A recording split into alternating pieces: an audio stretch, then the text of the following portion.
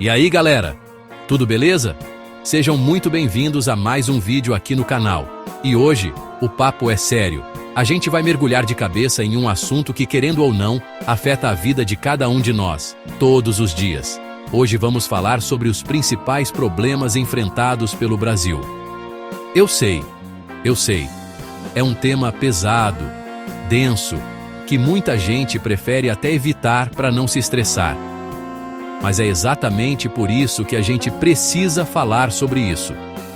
Fingir que os problemas não existem não vai fazer eles desaparecerem. Muito pelo contrário.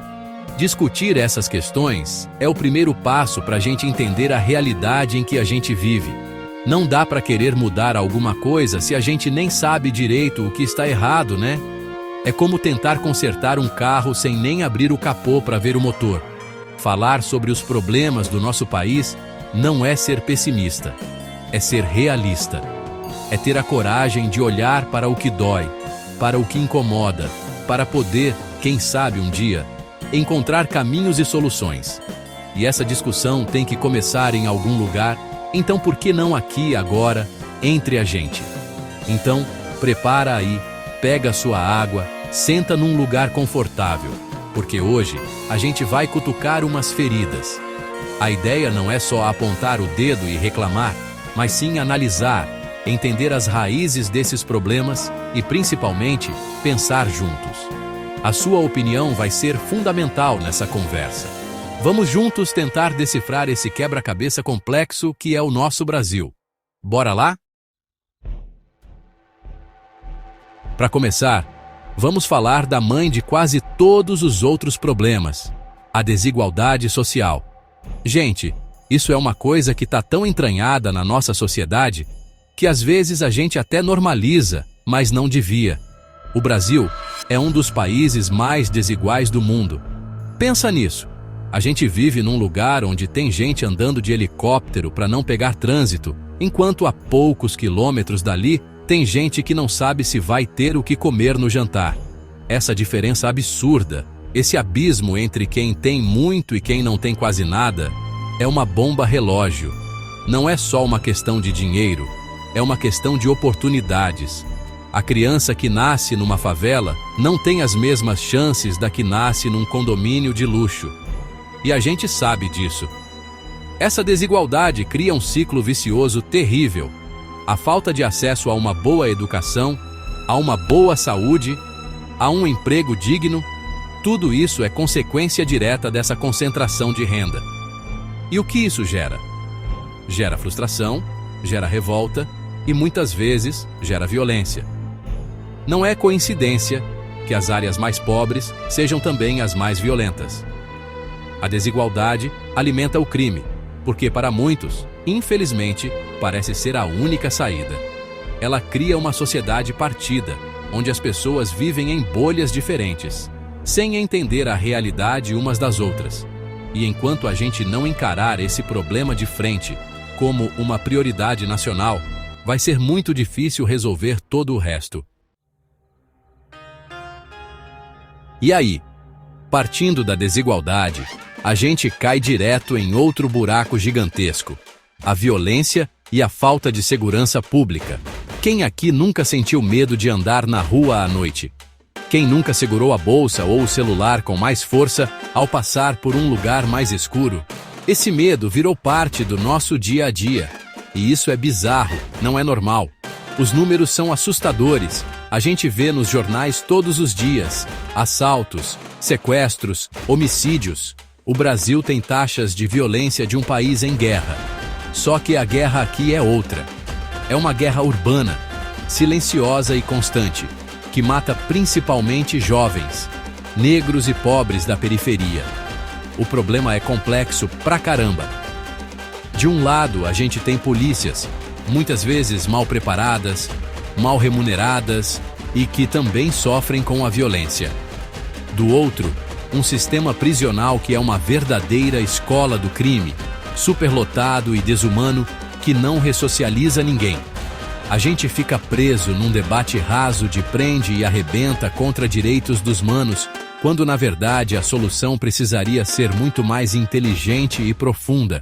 Precisamos de investigação, de inteligência, de políticas sociais que atuem na raiz do problema, lá na desigualdade que a gente acabou de falar. Enquanto a gente só enxugar gelo, a população vai continuar vivendo trancada em casa, com medo, e a violência vai continuar fazendo vítimas.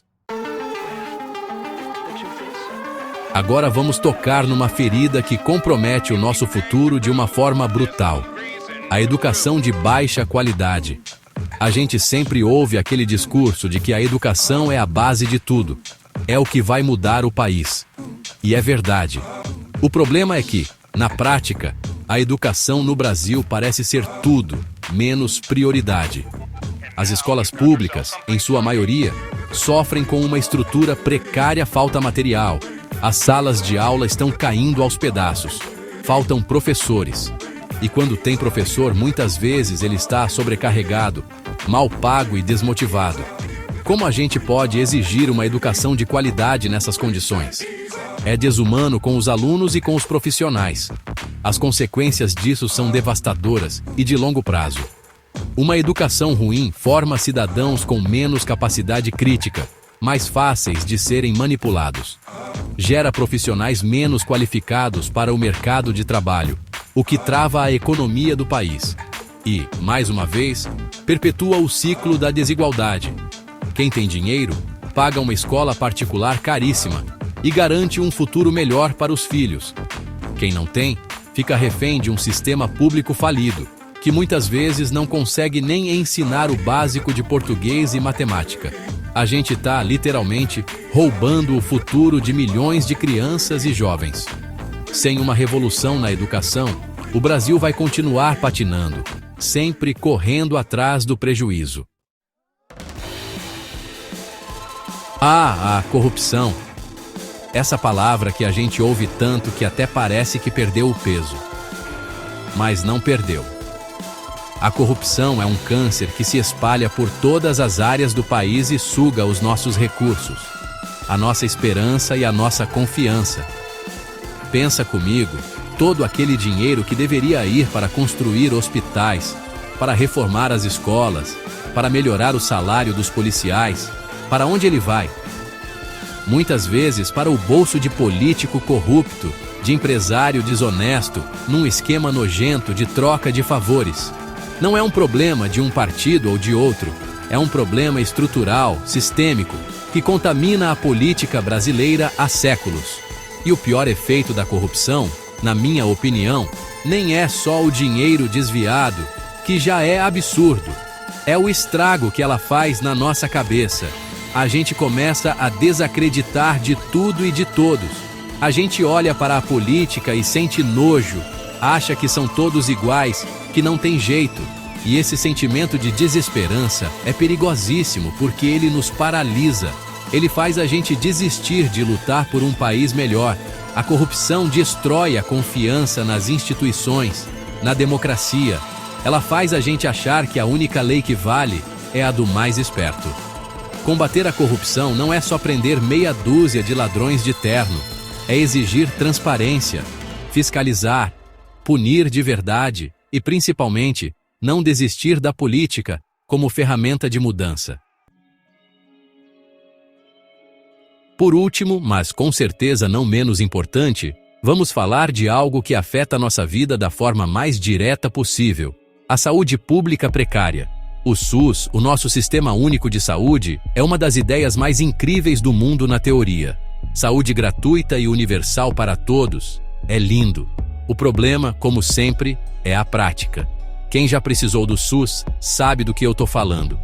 Filas intermináveis para marcar uma consulta, meses ou até anos de espera por uma cirurgia. Falta de médicos especialistas, falta de leitos nos hospitais, falta de remédios básicos nos postos de saúde. É um cenário de abandono, de descaso. A gente vê histórias desesperadoras todos os dias. Pessoas morrendo na fila de um hospital por falta de atendimento.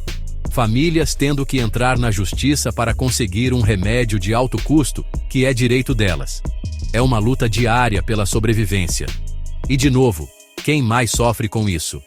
A população mais pobre, que não tem como pagar um plano de saúde. A saúde vira mais um artigo de luxo. A pandemia da Covid-19 escancarou ainda mais essa ferida. Mostrou o quanto um sistema de saúde sucateado pode custar vidas. Investir no SUS não é gasto. É investir na vida da população brasileira. É garantir o mínimo de dignidade para as pessoas poderem viver e trabalhar. Ufa! Chegamos ao fim. Eu sei, foi pesado, foi denso, e é normal a gente se sentir um pouco para baixo, até meio revoltado depois de ver tudo isso. Mas a intenção aqui não era te deixar deprimido, pelo contrário. A intenção era jogar a real, era botar as cartas na mesa para a gente poder pensar. Porque o primeiro passo para resolver um problema é admitir que ele existe e entender a dimensão dele. E agora, a parte mais importante desse vídeo começa aí, com você. O que você acha de tudo isso? Qual desses problemas te afeta mais no dia a dia? Você vê alguma luz no fim do túnel? Eu quero muito saber a sua opinião. Deixa aqui nos comentários o que você pensa. Se você concorda, se discorda, se eu esqueci de algum problema que você considera fundamental. E mais importante, você tem alguma ideia? Alguma sugestão? O que a gente, como cidadão comum, pode fazer? Vamos usar esse espaço aqui para construir uma discussão de verdade, uma troca de ideias respeitosa e inteligente. A mudança começa com a gente se informando, conversando e se mobilizando. Não vamos deixar a desesperança vencer. Muito obrigado a você que ficou comigo até o final, que dedicou seu tempo para refletir sobre o nosso país. Se você gostou do vídeo e acha que essa discussão é importante, não esquece de deixar o seu like, porque isso ajuda demais o YouTube a entregar esse conteúdo para mais gente. E claro, se você ainda não é inscrito, se inscreve aí no canal e ativa o sininho para não perder os próximos vídeos. A gente se vê em breve. Um abraço e força pra gente!